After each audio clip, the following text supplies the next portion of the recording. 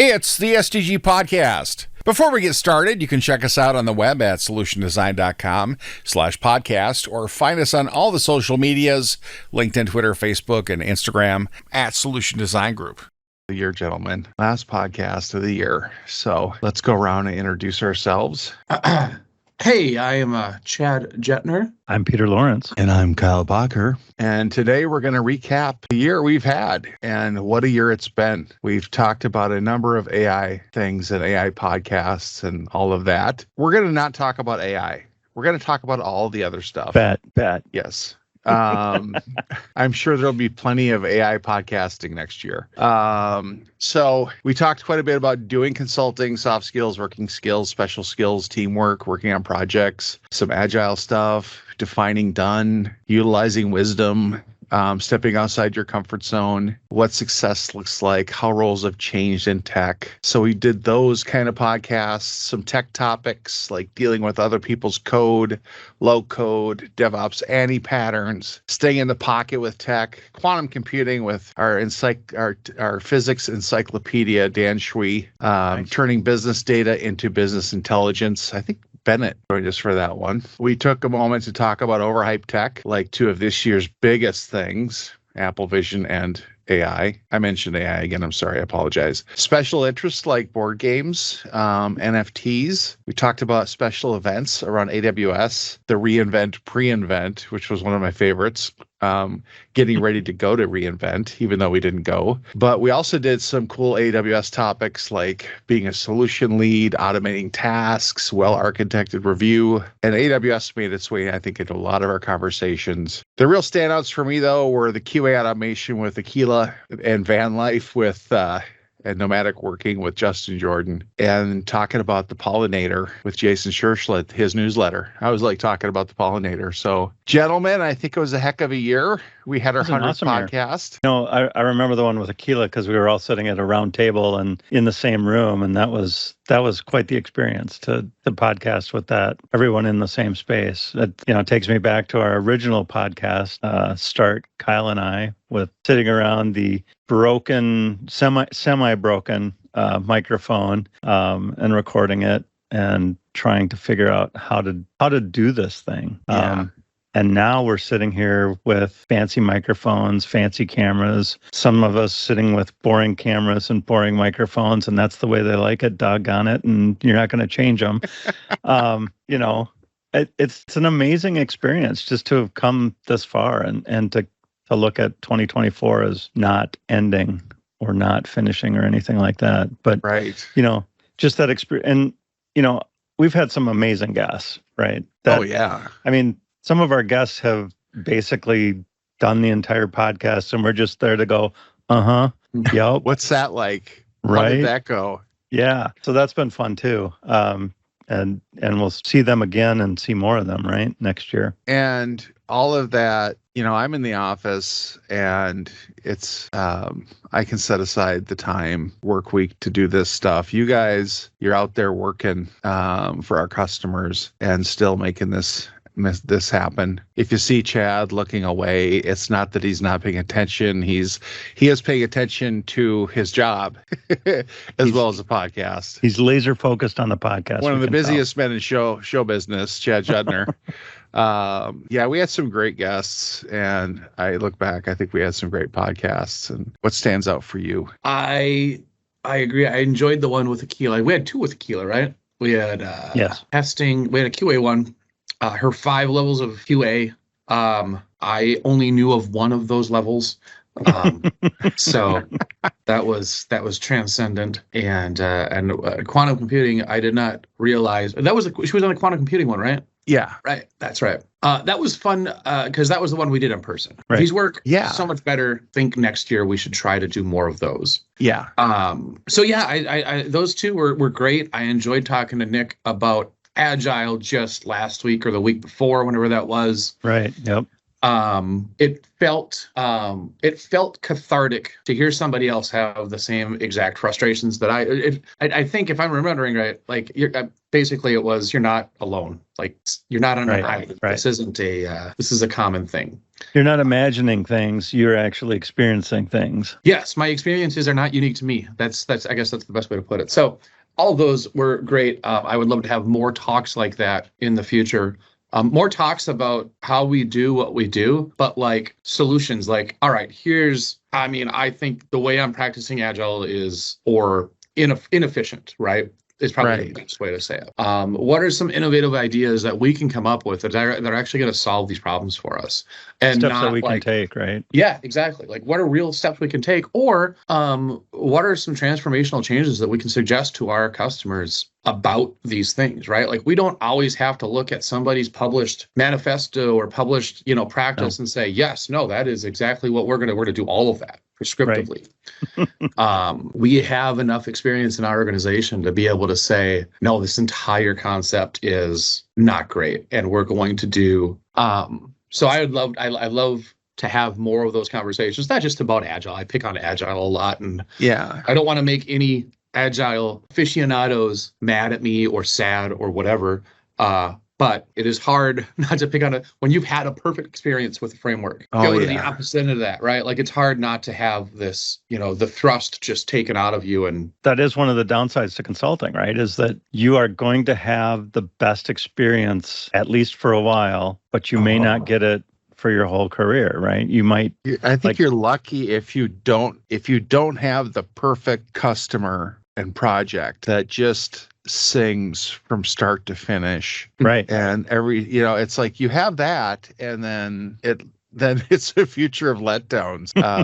But then you have the horrible one, and you make it through it and you deliver. Right. And in the end, it's awesome. But the road there is hard. And I think when we're saying horrible, we're not saying like, down in the dungeons locked to a desk or anything like that. It's like relative to perfection, it was a horrible experience. Right. Yeah. It had challenges.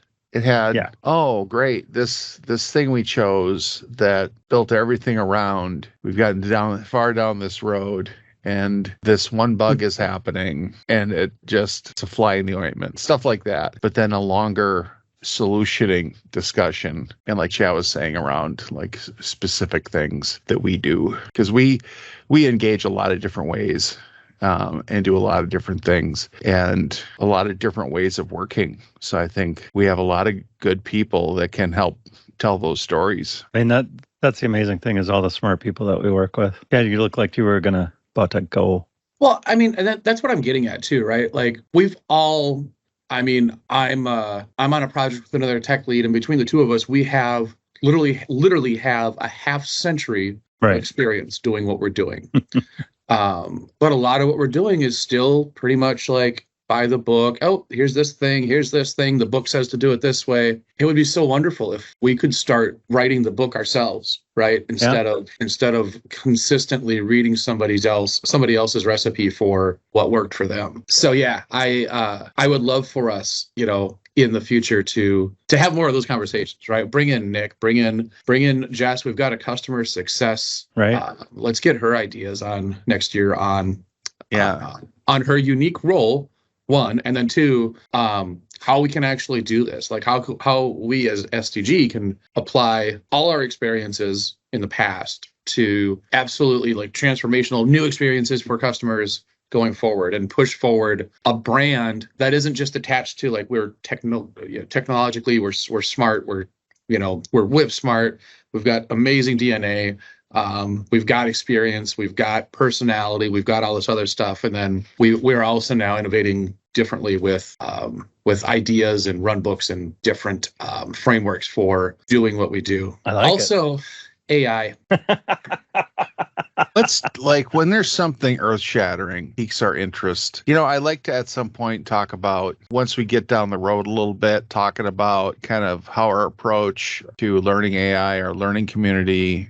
I'd like to have that podcast in the future at some point. But even if it's something new and whatever, you just feel like it's being beaten to death because it's so big and so everywhere. And we're not going to talk about it today. And you hear it everywhere. You don't just, I mean, there are tech topics that you hear about in your tech life. Home automation is one of those that you kind of hear more talking around the tech folks than you do talking around, wherever else you may find yourself talking to people. High school concerts or, something like that where you're, as a parent, you're going to and having a wonderful experience watching those things, but maybe talking to somebody else during or before or after. Some of these things just never come up. I mean, cryptocurrency was the AI of 2020, 2015. Yeah, the hot topic, big thing. I mean, we've talked about it. Chad, you've mentioned your Dogecoin and that experience and yeah, this is it's a little different though, right? Like nobody's integrating Bitcoin or cryptocurrency into the tools that we use every single day, right? I mean, I guess to a degree, if you want to call that extra tab on Venmo integration, sure. But talk about crypto miners. Yeah, nobody's going nobody's going as nuts with crypto. I mean, they got pretty nuts. I think there's legal cases around how nuts it got. But I mean, I'm using AI tools daily now. Right. I use cryptocurrency as a toy. So yeah, my gripe with it, with how much it's discussed and everything else around it is like, all right, we've all the jokes have been told, all of the bits have been done. We already know that our future is going to include AI, and that eventually creativity and originality will just be algorithmically assumed, and we're going to come to this vanilla oatmeal culture that is boring and dead. I look at it like a tool, like a creative collaboration more than just letting AI do all the lifting. I think we need to talk about my 30 jobs again. I'm kidding. To see which ones were doable by AI now. We did a whole thing. We did a whole podcast on it, and we're good. So Chad, you had some ideas of future podcasts that were great. I'm hoping Emily writes them down, or I'm going to go back and listen and write them down. Yeah, I mean, we've had so much success this last year engaging people outside of the three of us. Yes. And I would just love to do that with everybody. I'd love to talk to Jana about, she sent a wonderful email about culture, right? Yes. I would love for her to come on and talk to us about, what makes our culture unique where we are. I would love to hear, I know one of our audience segments is people that we might potentially want to attract to be SDG consultants. Right. I would love to have some of our consulting managers come on and talk about how we handle that differently than other consultancies. Right. We do. Yeah. Right? Like I've done consulting before this for a long time. Mm-hmm. And what we do here is unique and kind of special. So I would love to have them folks come on and talk about their role and their impact. And I would love to have, it was on the tip of my tongue. I just lost it. I'm so sorry. Who else you looking for? You got a name? You got a face? You got a business unit? What are you thinking? Yeah, I would love to talk to everybody that is a leader for our learning communities, right? About the community that they're leading. So we've got, in our organization, we've got a number of learning communities and we've got a number of leaders attached to them. And some of them are around technologies that have gotten kind of old and stale. So I'm a leader on our Java learning community. And that episode might not be the most exciting because it's Java. It was really cool 25 years ago. I still think it's cool. But there's not a whole lot of new, crazy, amazing Java projects to talk about. But the ground's not being broken anymore. Yeah. But we have a leader for our DevOps learning community. I'd love to pull him in and say, hey, tell us, because your world changes probably a lot more rapidly than my world does. Like right now, yeah. Yeah, I do some work with AI, and that's great. But the DevOps landscape always fascinates me, and all of the possibilities that we have to talk about there. I'd love to bring. We had Cooper and Ian on recently. Yes, right? I thought it was fantastic. Yeah, Cooper is probably one of the easiest people I know of to talk to about things that he's an expert on. It's wonderful to talk to that guy.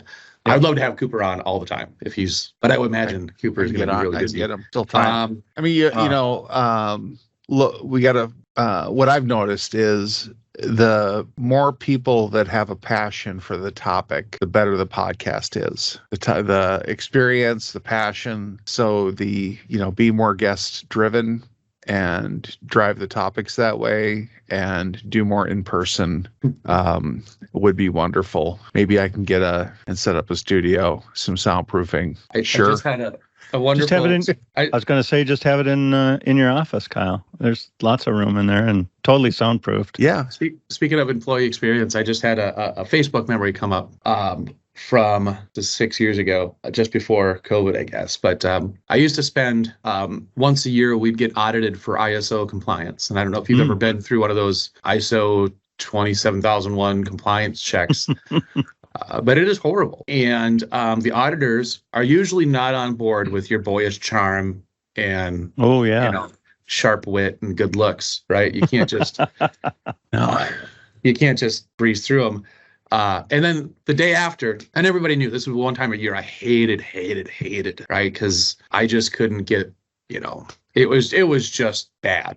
The day after, I'm going to show this up and I'll describe the picture. But everybody in the office bought me something, like literally everybody. So there's a case of Grain Belt. Somebody went out and got a bucket of fried chicken, Star Wars Legos, Star Wars Funko Pops, champagne, and a Darth Vader robe. And cool. We literally, it was a Friday, I think, if I'm remembering right. It was a Friday, and the entire office spent the rest of the day drinking champagne with KFC and and putting together Legos. I feel like we could have that same experience. We just put the camera on us and drink champagne and build something with Legos. Don't forget the KFC, though. The KFC. Oh, yeah. Bucket of chicken makes all the difference sometimes. Yeah. Once I learned that Uber Eats would deliver KFC, it was all over. But that's a nice memory and fun, but also, made a great work experience out of how to correct a bad situation.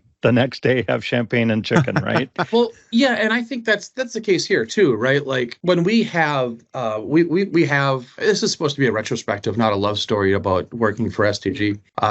But the hell with it, we're going to make it that anyway. We have people dedicated to stuff like this, right? Like if I, recently, if I spend an entire weekend, another state, like doing weekend testing for a project, let's say, I'm sure that I'm going to come back and, it's going to be recognized and there's going to be some fun little whatever waiting for me.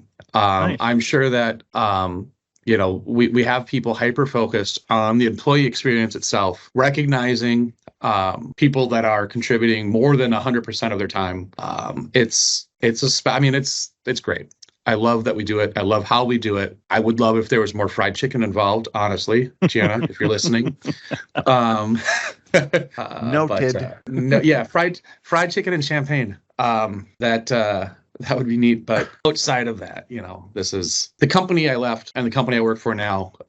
Different shades of the same recognition, but all great. I love it. We did talk about recognition a little bit too. Yeah. Last year we did. Yeah. And I try really hard to, depending on the role that you have on your team, you're a lead on whatever project you're on, I'm assuming, right, Peter? Yep. Part of my role isn't just guidance and, fleshing out requirements and technical solution architecture and everything else. It's mental health of your team is part of what we do. 100%. So and that's another thing. STG does a wonderful job of facilitating us or enabling us to facilitate our own little recognition here and there when we can. So and knowing your team well enough to recognize when they need recognition or mental health or all of those things, right? Or a bucket of chicken. Yeah. A bucket of chicken. That should be, if we have a next year when we have an award, I don't want a nice shiny little glass statue. I want a big golden bucket of chicken, like a statue of chicken would be awesome. Statue of chicken. All right. I've made trophies with food. Yes. Many layers of shellac. I made somebody an award one year because they had gone through a very difficult project. So gold spray paint, ketchup bottle, glue plate. I could do something with chicken. Definitely do something with chicken. Add chicken. We kind of talked through the different podcasts and kind of what we're looking for next year brings. Our hope for next year, some shifts to dive into some new areas a little deeper, a little more innovative, solution focused, a little more sharing of what the different roles in our company do. We've got a really strong partnership going with AWS and bringing we got a lot of people that are working hard, bringing their games up on that side of things. So I'm sure there's going to be plenty of stuff to talk about in that space going forward. And we got a lot of people involved in that. So I think that'll be some good topics out of there. Otherwise, I'm out of topics. I've been coming up with topics for 5 years. 5 years? Who's been doing the podcast for 5 years? We did it internally starting in 2018. Was it that long? Wow. Yeah. That's frightening. We didn't get started till 29. No, started 27. Anyway, we did the internal one, and now we've been doing this since Chad started. It is fun. And will continue to be fun. Yeah, I hope I'll repeat it. I hope we can do this in person a little bit more next year. Probably a little easier when it's a little warmer out. Always. I'm assuming at some point it's going to get cold outside. I walked Otis in jorts this morning. Yeah. But I think these always work a lot better in person. If we're going to include guests, especially, I think the in-person stuff is just smoother. And then maybe a couple of special episodes we could do, where it's not 5 people talking over each other. It's Kyle talking to one person about one thing, right? I've got one lined up. Which one? It's about the brain, digging into the brain. Bruno Barbosa has done many presentations about it. He's fascinated. I'm fascinated. I'm spacing the other person. Now I feel horrible. I figured we'd do that. Just wouldn't even need to be at the regular time. We would just schedule that between the 3 of us and do that one. Maybe we can have Chad sit down with Jana one-on-one and have a nice podcast conversation. Yeah. I think that's... I was actually legit thinking of exactly that. Goal for 2024. We should do that for sure. We could do a 3-parter. Each of us go out and do a one-on-one, and then we publish it as a single 3-part. That would be super fun. Podcast. Each one of us talking to Jana for 20 minutes. That, I think, would be interesting. Or any other guest. I really do think, though, a one-on-one conversation with Jana could be great. I have enough of them anyway that aren't recorded, so... as far as you know, put one to tape and make sure she knows it's about a podcast. I tease. I'm not in Jenna's office every single week for official reasons. Yeah, what else happened in 2023 that's notable? Outside of the podcast, one thing for me that's super notable is all the different medical advances that are taking place with CRISPR. There are some amazing, sickle cell was cured in a few folks with CRISPR, which I think is going to be an amazing coming down the pipe. Or see those little nanobots. Well, things? It's not quite nanobots. It's more CRISPR is brings fixes DNA.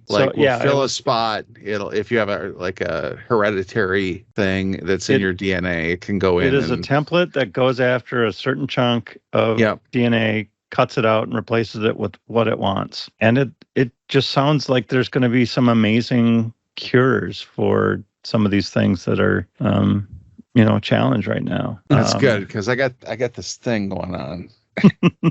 Get this thing that hurts when it rains. I don't think we're quite to regenerative medicine or anything like that, but some of the autoimmune disorder stuff that's going on is going to be amazing too. I think coming up. I think the medical strides, even personally at our house, my daughter's had multiple open heart surgeries, and she's got enough stents inside of her right now where she should probably be tripping off metal detectors. I asked recently, and I think we're up to 11 or 12 stents. Wow. But process by which those get placed went from even a decade ago. I'm trying to think here. We got her in 2008. When were the Olympics in Beijing? That was 2008, right? We got her right after the Beijing Olympics. Okay. I remember because I was in Beijing right after the Olympics, and everybody looked at me and thought athlete, right? Yeah.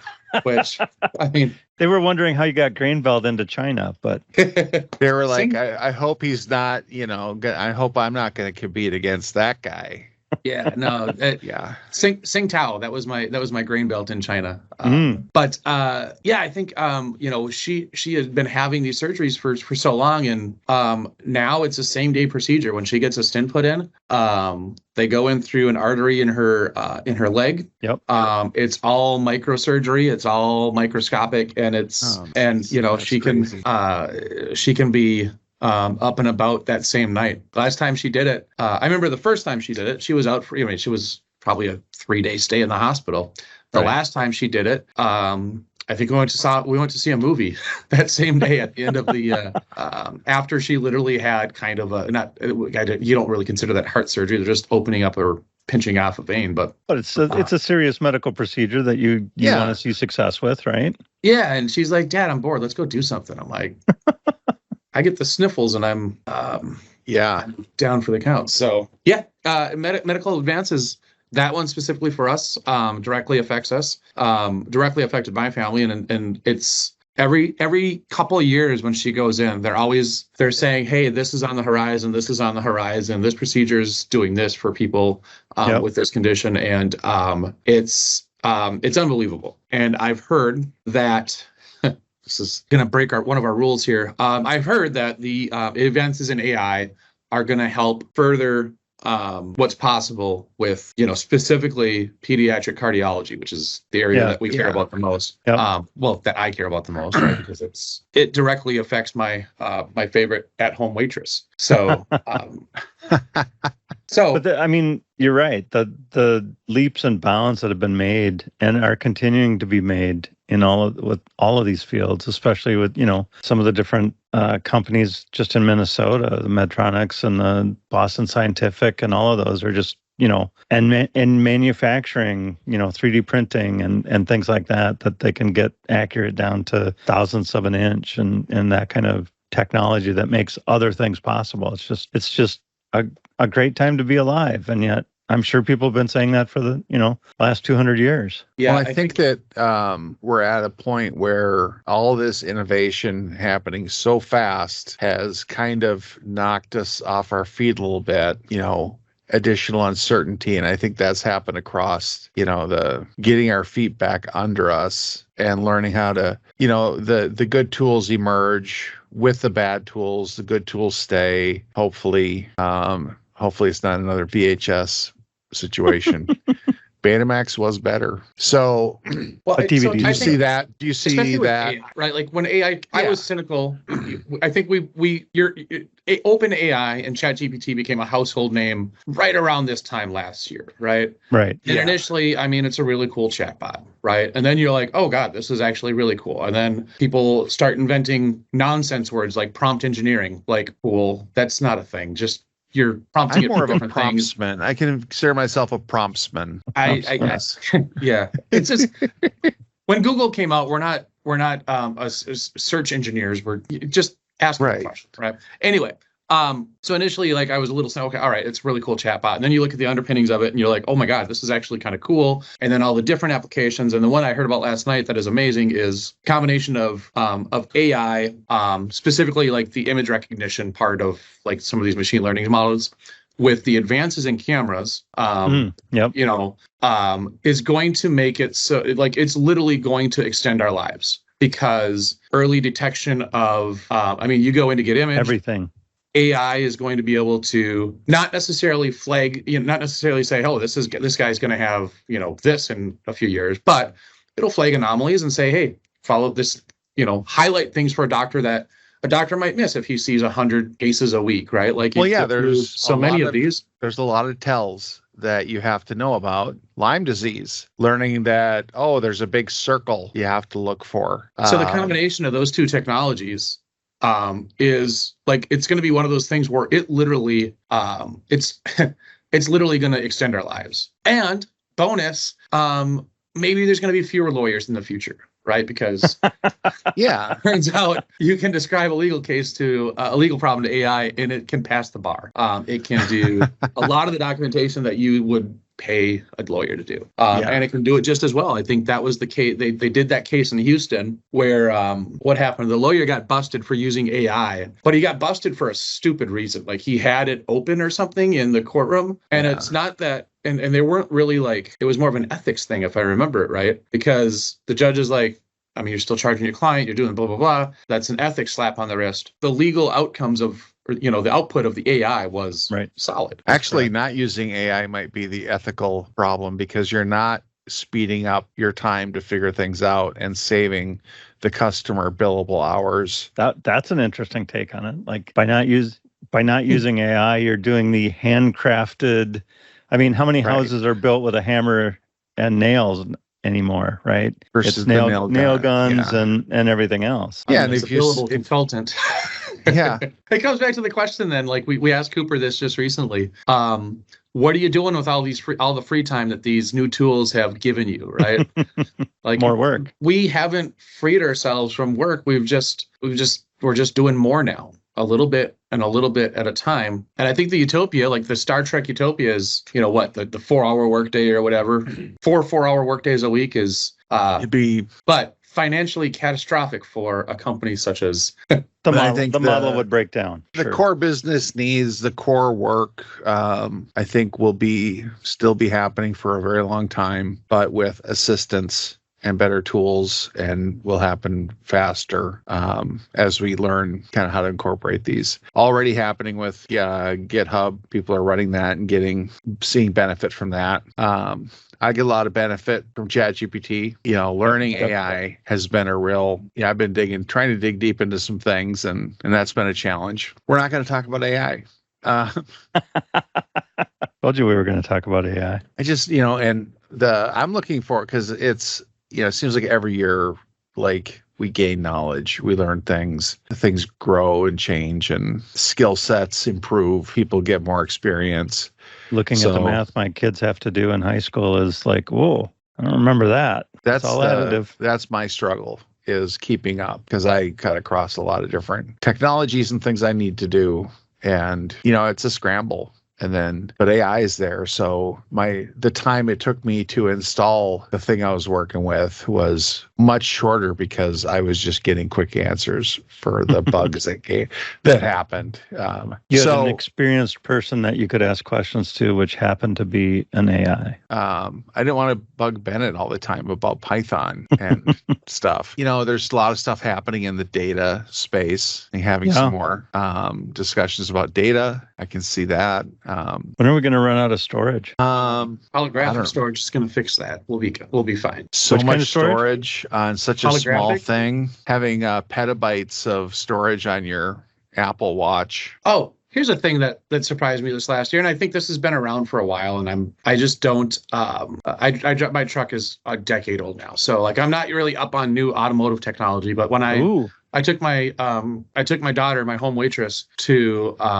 Cape Canaveral last weekend. Yeah. And whenever I go places, like I drive an old truck at home, so I drive neat things out and about. And I rented this BMW SUV that had the thing that makes you stay in your lane. Like you got to really kind of crank lane the wheel to get out of your lane. I was amazed at how good that was there. Even there was a night we were there, it was foggy. There were some roads that weren't clearly marked. Like that technology is kind of amazing. I'm still positive we're decades away from self-driving cars. 100%. But this lane assisted thing is probably another lifesaver, right? Like I would imagine that this is going to be, between the lane assist and the brake assist and all the other assistance the car gave me, it's going to be harder and harder, almost impossible to get into an accident because of, if you have all the technology available to you. I think it's going to be hard to get really difficult to get into an accident. I was amazed by it. It seems like that's a slow way of transitioning into self-driving cars as your current car becomes more and more self-driving, keeps you in the right lane, keeps you from hitting things. But that's level 2. This is so it was so a fun story. I was driving. I'm like, man, I'm trying to change lanes, and it just like it fights you, right? And it's the whole way over. I mean, you could do it one-handed, but you almost have to use 2 hands to move over the lane. I realized you put your signal on. If I put my signal on, it knows and it won't actually prevent me from doing it. That is brilliant. So something about getting into a BMW just makes me forget to use my turn signal and a lot of things. That's brilliant. But so all of those technologies are level 2. There are 5 levels being talked about by the people that talk about, cruise control is level 1. It keeps your speed no matter what, that kind of thing. Adaptive cruise control, lane keep assist, all of those features are level 2. And even Tesla's self-driving is still being talked about as level 2 because it's still got problems if it's dark and foggy, it blah, blah, blah, blah, blah, all those things, right? Yeah. Snow, but it still can't handle snow. Snow is going to be the biggest hurdle for that. Everything is getting better. And imagine a GPS that could track you to a foot and know that you're not going to go off the road because you know where the road is because the maps are so good and the GPS is so good that even though you can't see it, it's there. I got to make sure, maybe I should Google this afterwards, but GPS is already that good. Yeah. It's a government regulation that makes it like they can only be accurate to within 20 feet. And this is a national security thing, not it used to be like, that's correct. I think it used to be a wider area. I think it used to be 100 feet. Now it's down to about 10 meters or something like that. But that's government controlled. Yes. The military can get you down to not quite the period on the page, but yeah. I think, the AI advances in the medical field, the advances in automotive and like transportation alone. Dude, we're going to live forever. I'm going to live forever. I think, if everybody gets on board with this technology, and even like the silly little, Uber and Lyft, right? I would love to see, I'm sure somebody's done a study on what that's done for fatalities from drunk drivers, right? I'm sure that's probably cratered. And then even if you do make the horrible mistake of having too many and getting in your car, if you have driver assist, probably going to get home. Odds of getting home safer are higher. And it's going to break for you when you probably nod off and fall asleep. Not enough to change the laws, and it doesn't mean you should do it. Not enough to change the laws. It doesn't mean you should do it. Absolutely do not ever do it. But as far as, when it comes to technology that changes your life, this is it. It's actually there, and it's a life-saving. Yeah. Weird to be able to actually point at things that we work with every day and recognize it, right? Like machine learning models and all of the math and science that go into building the AIs that we talk about incessantly. All of that stuff genuinely has real world impacts. For me, to the little girl that's, not so little anymore. She's whatever, it's kind of wonderful to see. So we're not going to talk about AI, but Chad, you've come quite a ways around on AI because you kind of hammered it early in the year when we first started talking about it. You were real skeptical and didn't think it was going to change anything. As old people, we've seen a lot of technology come and a lot of snake oil. Exactly. Brought around and gone out. I think Bitcoin. Though you were right to an extent. Say that really quick. You just repeat. You were right, Chad. You were right. Was right. You were right to an extent. The initial, the first wave of everything that comes along for the ride with this stuff, is almost always silly, right? 100%. Things like Copilot. I'm a huge fan of JetBrains and all of their tools. So their AI integration with their tool set is actually legitimately kind of great. Is JetBrains, is that IntelliSense? IntelliJ. IntelliSense is a mouse, I think. Microsoft. No, that's true. That's the Microsoft thing. No, IntelliJ and everything else. It's pretty awesome. Buddy, go upstairs, man. Intellivision. Is it the same? With the buttons, more buttons. But again, I'm seeing in real time something that, I doubt, I could be wrong. The JetBrains folks probably weren't thinking about AI to this extent in November of 2022. But they went from not thinking about it at all, and maybe I'm kind of making up a story, I'm assuming, to we've actually got a really cool integration with our tools, and I've used it, and it's I don't know if you've used it with yours yet, Peter, but oh yeah, like I literally like highlight a block of code and say suggest refactoring, and it's like I'd probably do it this way, this way, this way. You're right, and so it's kind of neat, and it's like it's already a production ready, useful tool that just manifested itself in the span of what, a year? Yeah, crazy, kind of ridiculous. Really kind of curious to see what we're talking about at this point next year. Yeah. Not that I think we're ever going to be out of work, but I think massive slices of our job is going to transform. Yeah. No, we're going to be doing Cooper, and we're going to just imagine the software that we're going to be writing and It's insane. the amazing things that we'll be doing. I think my last word on things is that we had a really good year of podcasting, and I think we're going to have another even better year of podcasting ahead. I'm looking forward to all of those topics and guests, and like you're saying, trying to do more in person, things like that. So my year in the review next year, it's all good. Chad? My year in review, I mean, I've always enjoyed the episodes where we have, where we can, other consultants speak more than anything. So Cooper and Nick, I'm trying to think. Akila. Think of other people that we have to thank. Akila, Bennett, Cooper, Nick, Bennett, Ian, Jason Scherschlicht. Yes. Everybody else. I think what we could focus on next year is, I mean, almost every other podcast features somebody about something, and then the other ones will be about AI. It'll be perfect. The other ones will probably be about AI.